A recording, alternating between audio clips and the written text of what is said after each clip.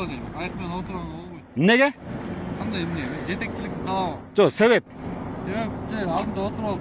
Бизде мындай любительский рыбалка. Бизге запрет жок. Биз законный чыгып атабыз. Биз закон бузган жерибиз жок. Жетекчиликти каалабам. Жenda деген мегапейди жапкыла, билет сатпагыла. Бул закондо бар. Силер законду жаңырта албай, анда законду өзгөрткүлө. Өзгөргөндө келгиле. Өзгөрмөйүнчө Силерге окшогончу алдыңда телефон кармап, эртеси сетка менен кармалганда болот. тескери иш кылып атпайсың. Чыкпагыла деген жер жок. Сен мага алып кел кагазын көргөз, чыкпа деп, жана мен чыкпайм. Эгер ошону закон болсо чыкпайм мен. Мегапейди алып алыңыз. Жеке отуруп кармайбыз. Жок, ал бул кайык менен любительский бар. Закон мен сага көргөзөм. Эмени? Көргөзгүлөчү азыр. Мен деле билем 410-да жазылган. Кайык менен чыкпа деген барбы закон? Чыгат буюрса. Ошо чыкканда келип айт, анан ошондо чыкпайбыз. Макулбу? Силерге окшогон сасыктар көп да. Сасыктар эмес, сен өзүң ишиңди туура кыл, бар мыйзамыңды алып кел анан.